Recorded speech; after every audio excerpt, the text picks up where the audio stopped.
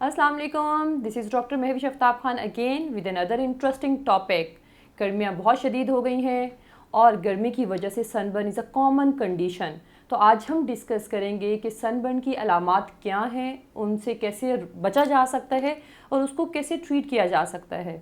तो वीडियो आपने एंड तक देखनी है क्योंकि इसमें हम डिस्कस करेंगे वो सारी चीज़ें जो आप सुनना चाहते हैं।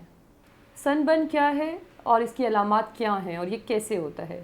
सनबर्न बेसिकली जैसे कि नाम बता रहा है कि सन की वजह से स्किन के ऊपर बर्निंग हो जाना या बर्न हो जाना, स्किन का जल जाना, इंटेंस रेडनेस, इरिटेशन, स्वेलिंग और समटाइम्स जिल्द पे छालों का बन जाना, ये सनबर्न की अलामात हैं।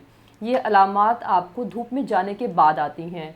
धूप में जो पीक टाइम है, सन एक्सपोजर का जो पीक टाइम है 12 से 3 के दरमियान, अगर आपकी स्किन को एक्सपोजर एक्सट्रीम सनलाइट से होता है तो उसके बाद ये होने के खदशा होता है। सनबर्न का जो है वो क्या, कितने टाइम के बाद कितना सन एक्सपोजर हो तो आपको सनबर्न हो सकता है। बेसिकली ये चीज़ वैसे डिपेंड करती है स्किन टाइप पे। इसका कम से कम टाइम 10 मिनट भी है, कुछ लोगों का सिर्फ 10 मिनट का एक्सपोजर भी सनबर्न कॉज कर सकता है, कई दफ़ा 2 से 6 घंटे, और ये मैक्सिमम ये जो प्रोसेस है इवॉल्व होता रहता है over the period of 72 hours. कौन से रिस्क फैक्टर सनबर्न की पॉसिबिलिटी को बढ़ा सकते हैं? इसमें 2 से 3 चीज़ें या 3 रिस्क फैक्टर जो बहुत कॉमन है। सबसे पहले स्किन टाइप।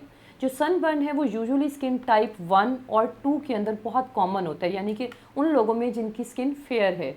नंबर 2, कुछ ऐसी मेडिकेशंस होती हैं खाने की भी और लगाने की भी जिसकी वजह से सनबर्न का रिस्क बढ़ जाता है। और नंबर 3, अगर आपकी डिज़ीज़ पहले से ही फोटो सेंसिटिव है या डिजीज़्ड है तो उसमें भी सनबर्न का रिस्क बढ़ जाता है। सनबर्न की वजह से लॉन्ग टर्म क्या असरात होते हैं, यहाँ पर हम थोड़ा सा ये डिस्कस कर लेते हैं कि सनबर्न एक ऐसी कंडीशन है जो हम कैटेगराइज करते हैं एक्यूट के अंदर, यानी कि इमीडिएट आपकी स्किन के ऊपर सन एक्सपोजर की वजह से जो चेंजेस आते हैं उसे हम सनबर्न कहते हैं। जबकि एक इफ़ेक्ट्स होते हैं जो लेट, जो स्लोली आते हैं, जैसे हम कहते हैं फेस के ऊपर रिंकल्स का हो जाना, डिसपिगमेंटेशन हो जाना, अनइवन स्किन टोन हो जाना, स्किन का लूज़ हो जाना, वो आते हैं इसके लॉन्ग टर्म इफ़ेक्ट्स में।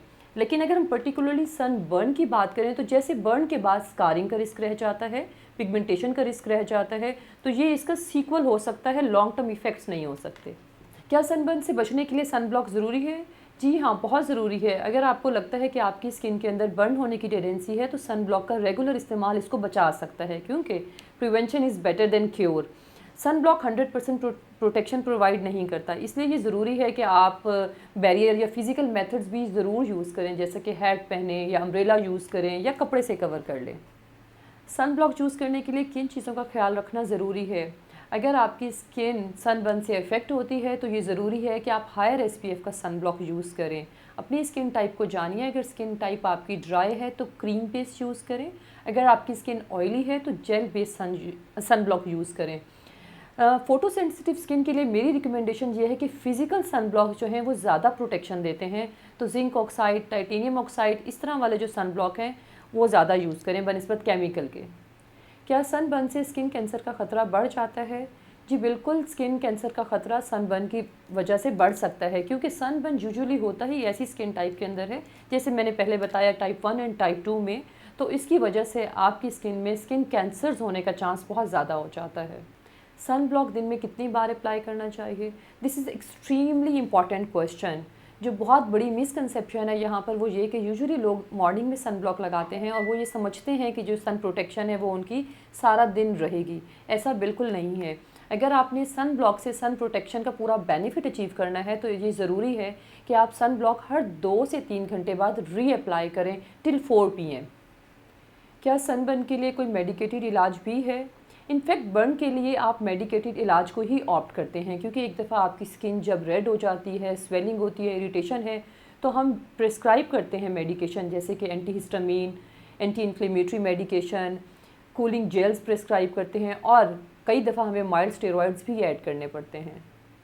सन डैमेज स्किन ट्रीटमेंट के लिए किस डॉक्टर के पास जाना चाहिए? क्योंकि सन की वजह से आपकी स्किन डैमेज हुई है तो मेरा ख्याल है आपको बोर्ड सर्टिफाइड डर्मेटोलॉजिस्ट के पास ही जाना चाहिए।